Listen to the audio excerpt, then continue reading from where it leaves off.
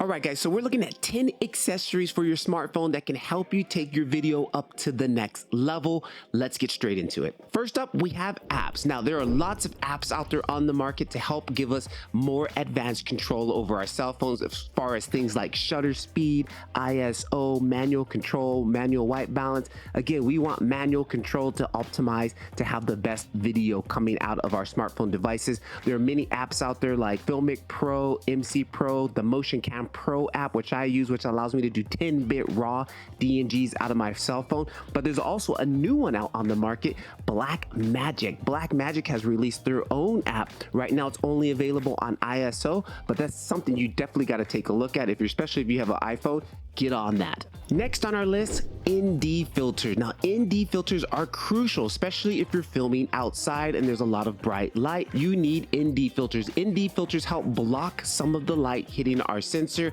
Again, like sunglasses for our camera lens. That allows us to lower our shutter speed, open up our aperture, and have a big more depth of field, which is extremely, desirable when you want to get that cinematic look. You need to have an ND filter. That's something that is a must. A phone grip is another essential piece of equipment that we need to have. One, it helps us with stability of our device, helping to reduce that unwanted shaking footage or shaky footage. We don't want that. Having a good grip on your phone is crucial. Now, some of these grips can be very simple as far as just a basic handle to something more advanced where we have purpose-built cell phone holders and grips that allows us to put on other attachments and other things on there to help us with our filmmaking process. And plus, you don't want to drop your phone. Next up, we have a mist filter, which is a unique accessory, one of my favorites to go to, but typically people will use it to help them get that dreamy type of euphoric look in their video. But for our smartphones, I like to use it to help us control those highlights and diffuse a highlight. What the mist filter does, or diffusion filter, it diffuses the bright light and it spreads it out. With cell phone footage, we do tend to get a lot of blown out highlights due to the small size of our sensor. Using that mist filter really helps to break that light up and to soften up that harsh blown outness of some of the footage that we get on some of our footage. It's definitely one of my highly recommended accessories to use with the smartphone, a mist filter. Barn doors. Barn doors are a light modifier. You tend to see these on the front of big cinematic movie cameras, those big black flaps that can open up, which we also tend to use also in lighting to help directionalize the light, or focus the light where we want it to go. But we can also use these to help block unwanted light from hitting our sensor. That's why they're used on big cinema cameras, because they're trying to block light out from hitting the camera, producing unwanted lens flares and things like that. And plus, with our smartphone, it can really help us to punch up the contrast in our video and in our footage that we shoot by blocking out the unwanted light. It's something that you should really look in. It's kind of more of a pro tip, but take a look at a barn door to help us to boost up that contrast.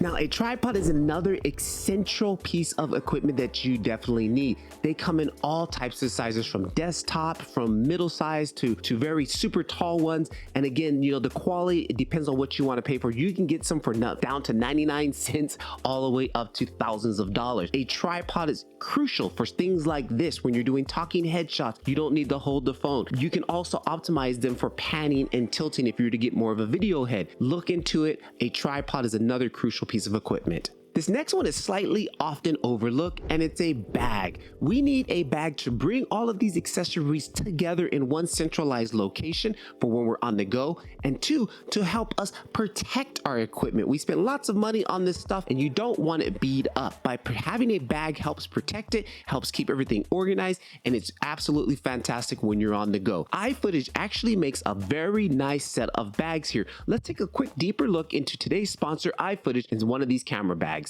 iFootage just released their new line of camera bags, the Viva bags, which are actually pretty nice. I've got two of them here. I've got this one here, which is the Viva Bag 35 liter, and then they also have the big one here, which is the 50 liter. Viva Backpack 35, which I'm using at the moment as my daily backpack, is pretty nice. One thing I do really enjoy on the Viva Bag 35, this front area here allows me to put my monopods inside of here, which is absolutely fantastic, because most bags do not allow you to really try to transport any types of tripods or monopods and things like this. This actually has a dedicated section right here in the front for the monopod, which I think is absolutely fantastic. Now this also allows us to actually carry pretty much almost anything that you typically need. iFootage's new line of lights will also fit inside of here, which I have a couple, which are very small and compact, which works out really nice. It also does have a nice little quick access on the sides. All of the strapping and stuff on side of it is super solid and fits very comfortable. I've already worn this on an hour's walk and I had no issues with it or any discomfort when I was using it. One thing I really do enjoy are these little handles here on the side. So when I go to pull out my camera from the side compartment here, I have this handle to grab it and pull my camera out. There's lots of compartments inside also there for us to put in any type of things that you need. Especially we have a dedicated slot in the back for a laptop or a type of pad or a tablet. It does have a waterproof nylon material on here. The weight comes in at about 2.4 kilograms, which is not too bad. The dimensions are 49 by 31 by 20 centimeters. Now for me as a daily commuter bag, it is a little bit deep as far, especially when I'm commuting on a very busy Japanese train. But other than that, one thing that is, I take my bag off, I sit it on the floor, it sits flat. It does not fall over, which is another key issue. I have so many camera bags that I sit down on the floor and they fall over, which is super annoying. The 35 does include a computer compartment here, an extendable compartment. It does not have the metal frame, unlike the 50. The 50 does have the metal frame, so you may want to, keep that in mind, especially if you're traveling with the 50 on an airplane. You may want to check with the exact dimensions you're going to need to make sure you're going to be okay as far as bringing this on as a carry-on. With the 35, you should be okay. And also they will be releasing in the future, I think maybe this slated November, they will have one with wheels, which I'm very interested in, because then again, when I'm walking on the subways and the trains here in Japan, it would be nice to just take the weight off the back and have here your little rolly. Fantastic design here.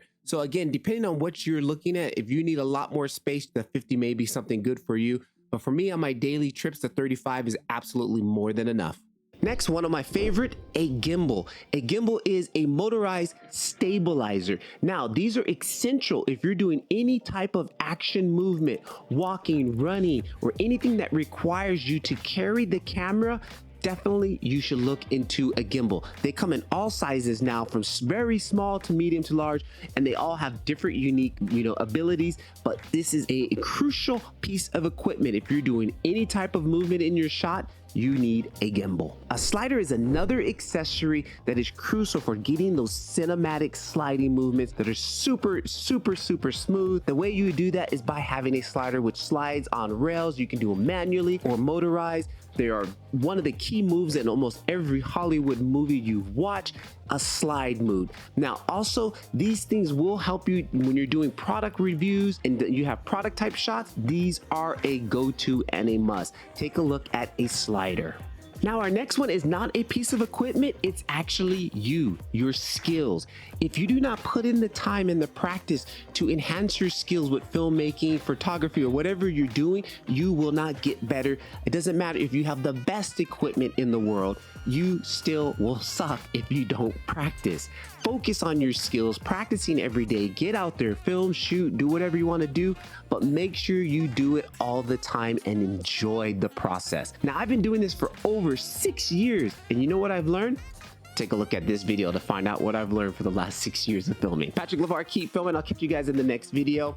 Peace.